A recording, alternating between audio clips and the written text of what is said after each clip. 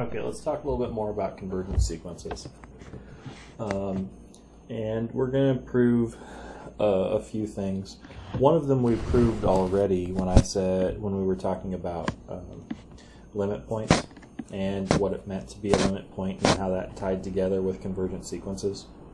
So let's kind of do that again and get a few more things together from convergent sequences. So this is Theorem 3.2 in the text. Let P sub n just be a sequence. It doesn't have to converge or anything here. We're just going to talk about sequences in general. Be a sequence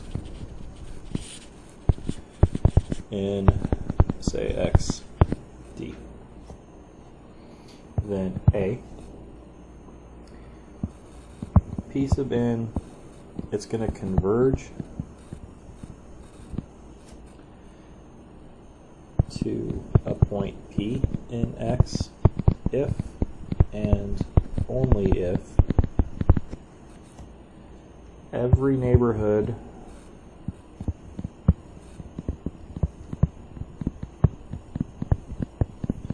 of P contains all but finitely many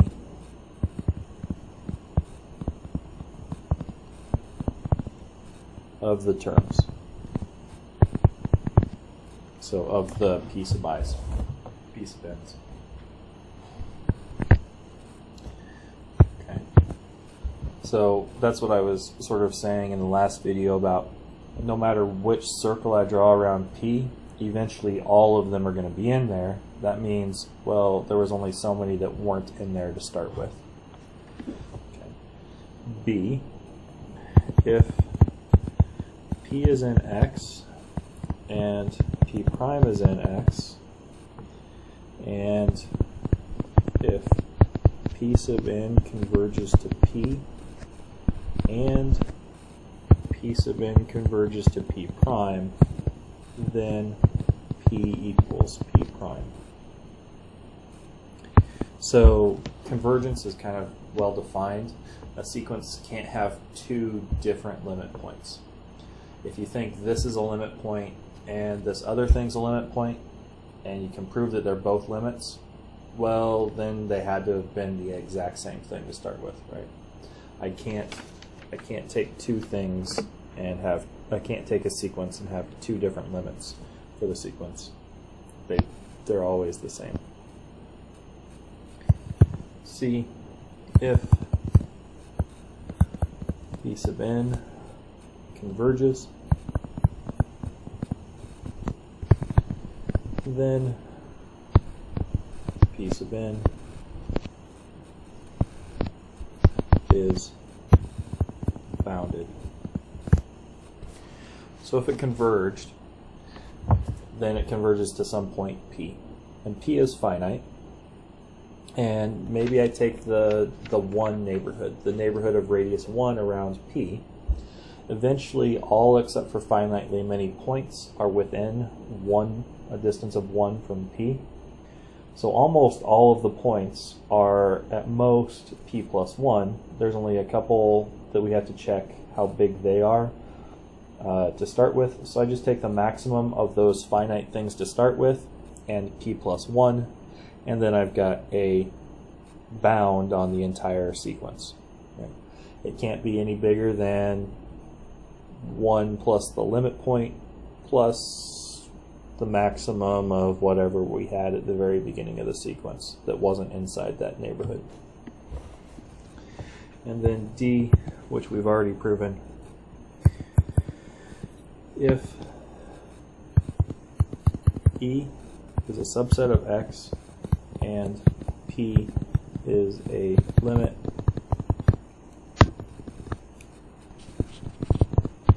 point of E, then there is a sequence P sub n inside of E such that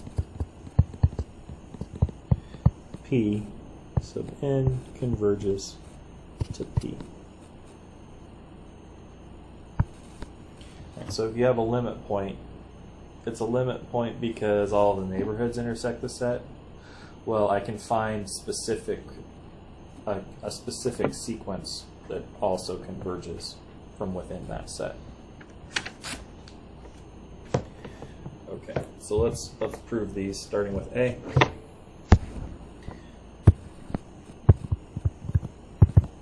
Okay, so let me restate A. So P sub n converges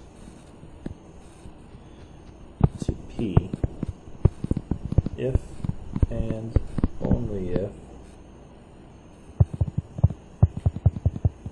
every neighborhood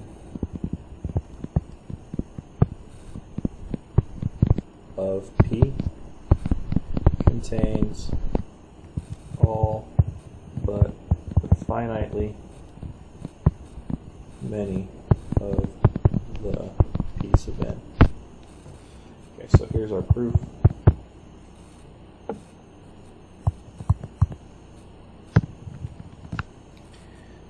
So we'll start there. Let n sub epsilon of P be a neighborhood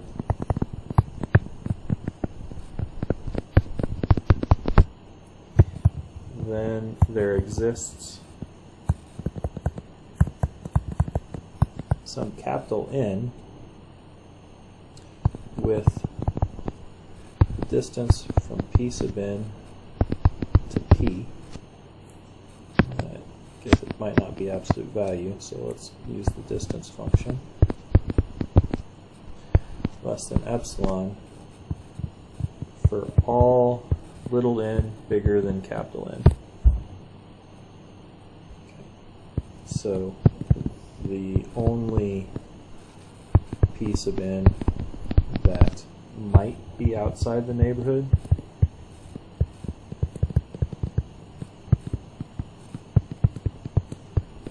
are the n P sub 1, P sub 2, up through P sub capital N. This is a finite number of them. Okay, so A is done. B,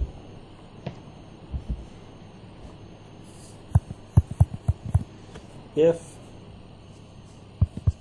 P and P prime are in X with P sub n going to P and P sub n converging to P prime, then P equals P prime. Okay, so our proof of this, suppose otherwise.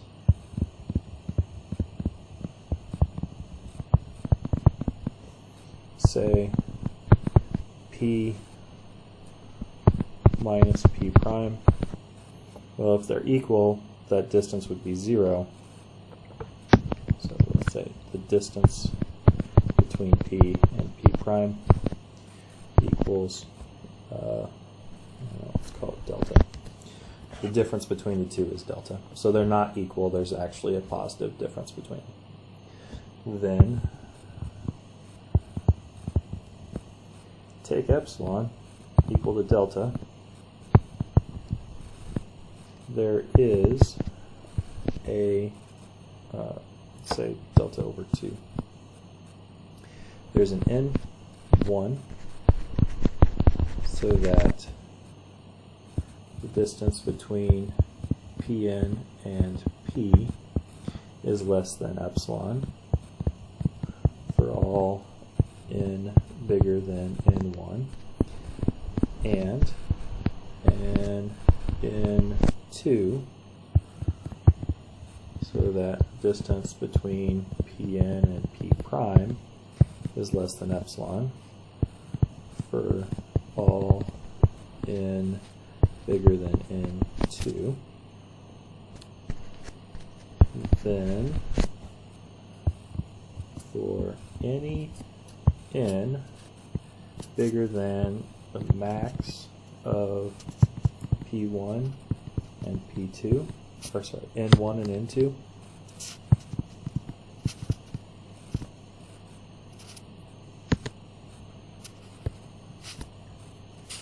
we get the distance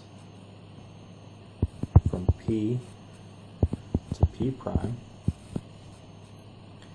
is less than or equal to the distance from P to Pn plus the distance from Pn to P prime, which is less than delta over 2 plus delta over 2, which is equal to epsilon, which is a contradiction.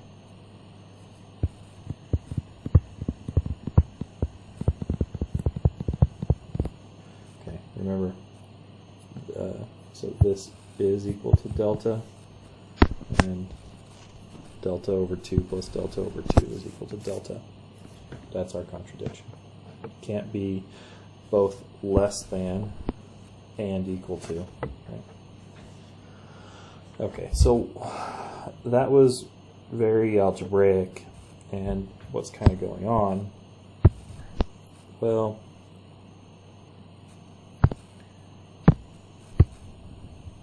let's say this is P. Well, let's say this is P prime. If we're going to converge, and this distance is delta, if I split this in half, eventually, because P is a limit of the sequence, all of the points have to be getting closer and closer over here. But if this is also a sequence, limit to the sequence, all of the points have to be getting closer and closer to over here. So what happens is I can't have them get close to this side and get close to this side at the same time if there's any positive distance between them. Okay. So we've just exploited that there can't be a positive distance between them to come up with a contradiction. And that contradiction failing proves that they had to be equal. And then D we already proved in a previous video. So that's kind of some basic topological things that happen with sequences. Let's prove a theorem that's a little bit more concrete, a little bit more applicable. And this is going to be 3.3. And these are going to be sequences of real numbers for us so that we can add them, multiply them, and that sort of thing, subtract them, divide them. Okay, so suppose Sn and Tn are sequences of real numbers. The book uses complex numbers, but it's true for complexes. It's going to be true for reals because reals are a subset of the complexes. We're just going to look at the reals.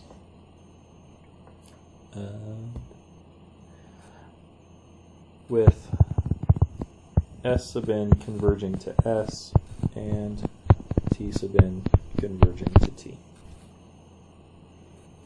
Then we've got a couple things that happen. A, the limit of S sub n plus T sub n as n gets big equals S plus T.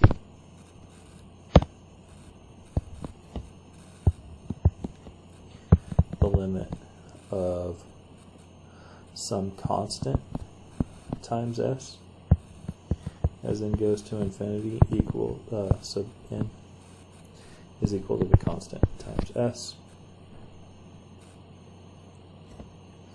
The second half of that is the limit of a constant plus s sub n equals that constant plus s.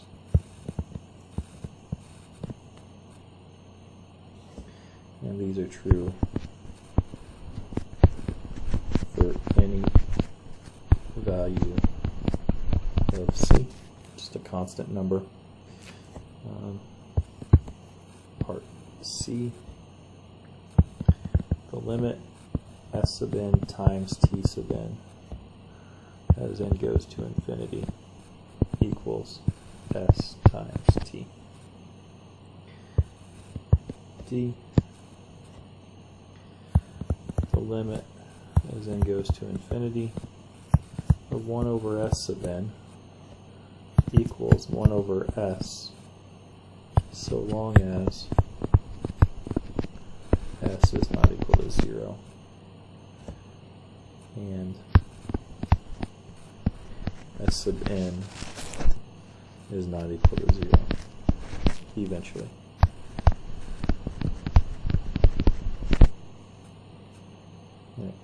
I mean, dividing by 0 is bad, so I don't want to ever have to divide it by 0. But I can kind of truncate the first half of the sequence. If I had a few zeros, if I had a finite number of zeros in the sequence, then 1 over the sequence can still kind of converge as long as I ignore those division by zeros to start with. Okay, so let's prove these.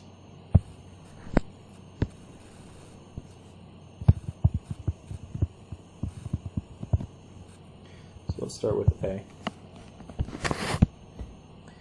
We want to show if s sub n converges to s and t sub n converges to t, then s sub n plus t sub n converges to s plus t. So we're going to have to use our epsilon proofs, epsilon capital N proofs. So let epsilon be bigger than 0. We want to show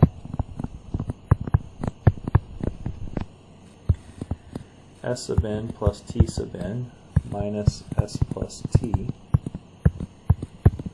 an absolute value is less than epsilon for all n sufficiently big.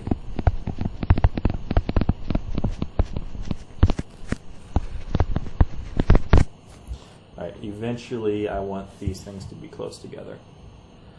Okay. So what we're going to do is we're going to split this up using a triangle inequality.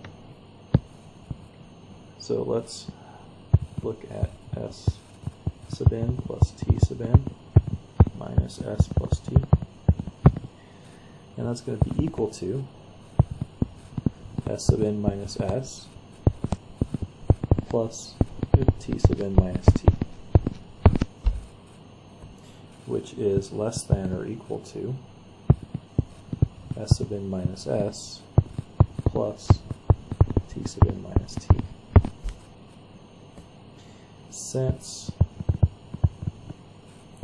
s sub n converges to s and t sub n converges to t, we can find n1 and n2 so that the absolute value of s sub n minus s is less than, say, epsilon over 2, and t sub n minus t is less than epsilon over 2. I can pick whatever number I want here, and I can find an n big enough to make these guys smaller than that number. Right? Similarly, any number I want here, I can find an n2 big enough to make these guys smaller than that number. All right. That's the statement of convergence. We picked epsilon over 2 for both of these, so that when we combine them back together with this triangle inequality, I get something smaller than epsilon. Using n equal to the maximum of n1 and n2. So n1 was how far along the S sequence we had to go. N2 is how far along the T sequence we have to go.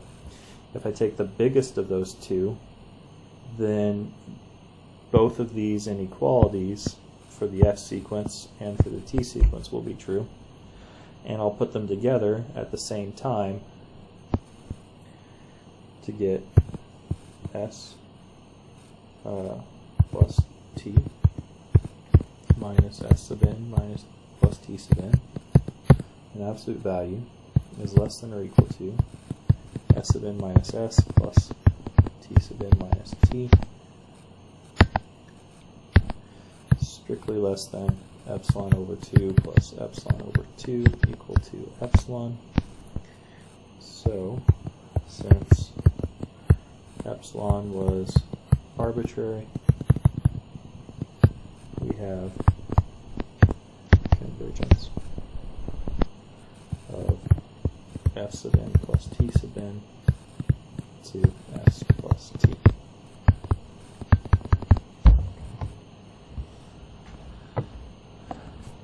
So I've got this distance epsilon, and I want to make sure that the sum of the two things is closer than epsilon than the sum of their limits. So I kind of split up that distance. I can take half of it from the S's and half of it from the T's, and I've got like a little bit of wiggle room on both of those. As long as I go far enough out in the S sequence and far enough out in the T sequence, both things combined get me closer to epsilon. Okay, so let's do that again with B. So let's prove, no, first let's prove limit of C plus S sub n equals C plus S. We're just going to refer back to here that T equals C no matter what n is. And then I've got a constant sequence which obviously converges to the constant. We haven't proven that, but that's maybe an exercise for you guys to do. And so I've got T sub n goes to T, and I've got just use A there. So the one that we are going to prove is the limit of C times S sub n equals C times S as n goes to infinity. So proof, let epsilon be bigger than 0.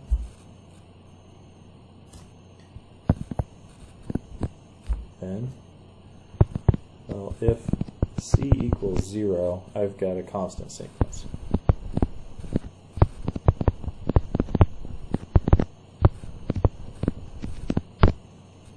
Otherwise, we want to show CS sub n minus CS, which is equal to C times S sub n minus S equals C times that distance, right? So there exists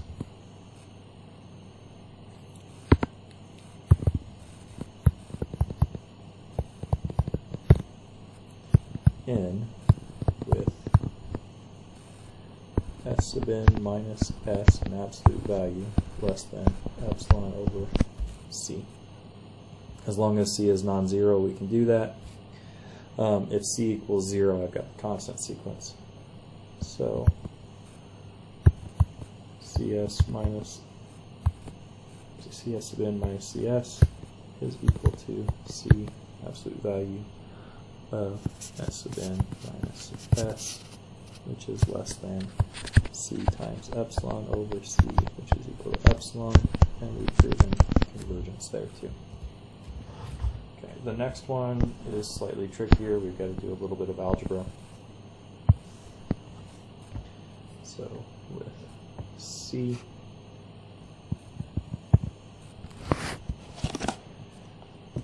I want to show that the limit S sub n t sub n equals S t as n goes to infinity.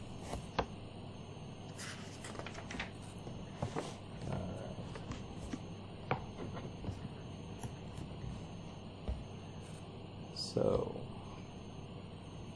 let's look at, so let's let epsilon be bigger than 0. If we look at S sub n t sub n minus S t, we can rewrite that as the absolute value of S sub n minus S t sub n minus t plus S times t sub n minus t plus t times S sub n minus S. Okay.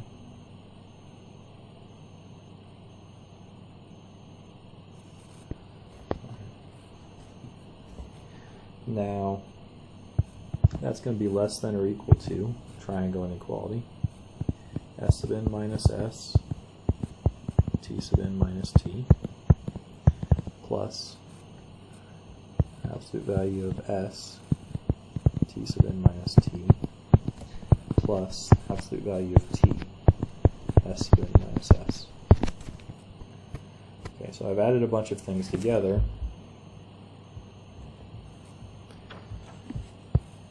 These are constants, right? And this sequence, it goes to 0 by part B.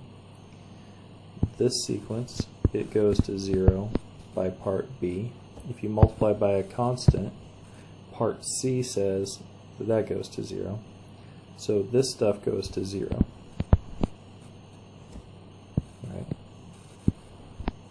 So I just have to see what happens here. And we can find capital N1 and N2 so that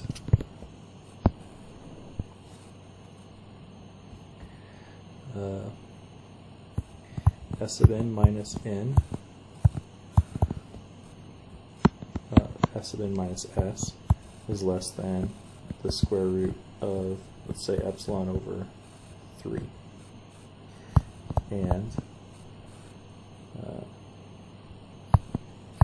t sub n minus t is less than the square root of epsilon over 3 when n is bigger than n1, n is bigger than n2. Right? If I do n bigger than n1 with this stuff, n bigger than n2 with this stuff, we'll be fine. Okay. Now, let's go back up here. We can find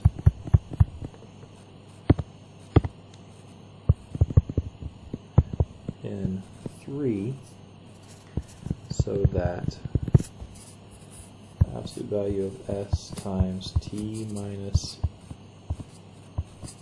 t is less than epsilon over 3. And we can find N4 so that absolute value of t times S sub n minus S is less than epsilon over 3 for n bigger than n4. This was for n bigger than n3. Okay, so let's just kind of organize what was going on with some colors here.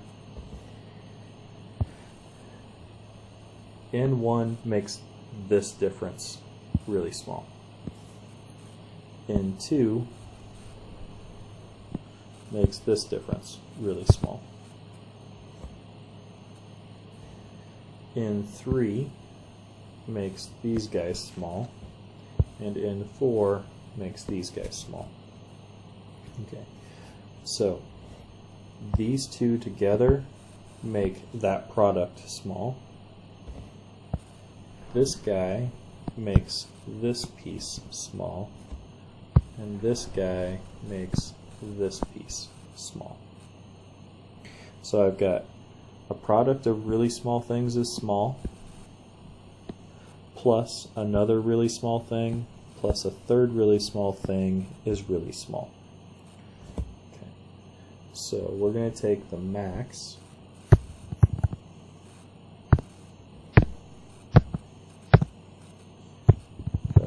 n equal the max of n1, n2, n3, and n4.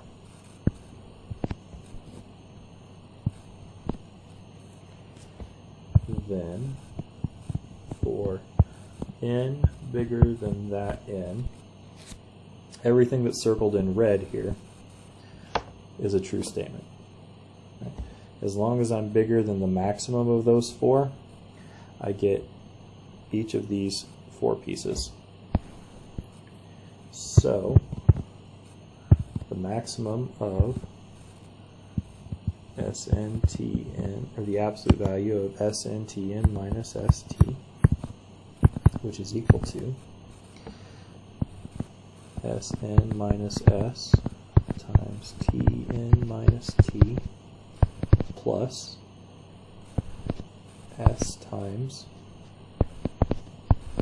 Tn minus T plus T times Sn minus S, which is less than or equal to Sn minus S, absolute value of Tn minus T, plus Stn minus T, an absolute value, plus Tsn minus S, an absolute value, is less than, strictly less than, square root of epsilon over 3 times the square root of epsilon over 3 plus epsilon over 3 plus epsilon over 3 is equal to epsilon. So I've got the inequality that I want between those two values, and we're done with that convergence. Okay, that one's kind of a mess, but it illustrates that we can break things down into, using triangle inequalities, into pieces that we can manipulate, or we can say, well, for example, this piece right here is really small, and this piece right here we can make really small, and this piece right here we can make really small. So if I can make all of these pieces as small as I want together as a whole, I can also make them as small as I want. So I've got convergence there.